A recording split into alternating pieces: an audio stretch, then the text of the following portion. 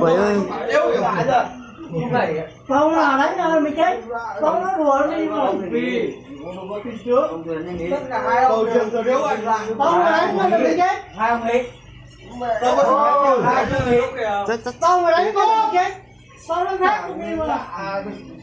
Ông nào cũng biết là quay xì gà ấy. Con mà đánh ơi mày chết. Con nó khác đi. Không thành người.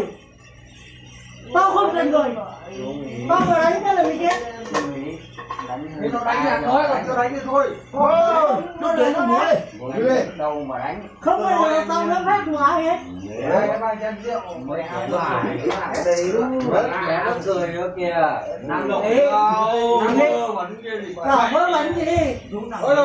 Mình thích đấy không? Cháu đánh. Nhưng mà chú Mình thích không? cháu không dám làm gì chú cả. Mà cho tôi chết Đầu đánh gần mình đấy. thôi, thôi. Chiêu. Đánh cho mày. Thả ra, thả ra. Thôi. Thả ra. Thả ra mình nhé. Đánh nhau ai cho gì hết. Thôi yên đi nhá. Thôi. Đâu.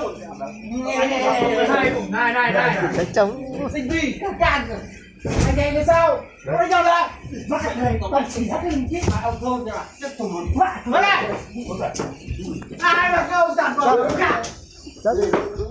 Cô từ ai nào? Thả ra.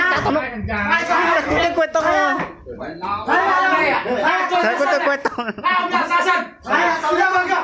Chú chết. Ra ông ra bên kia rồi. Ra sân đó. Ra bên kia đấy nhau. Con ra đây nhau. Ra đây. Vô một tấm một từ.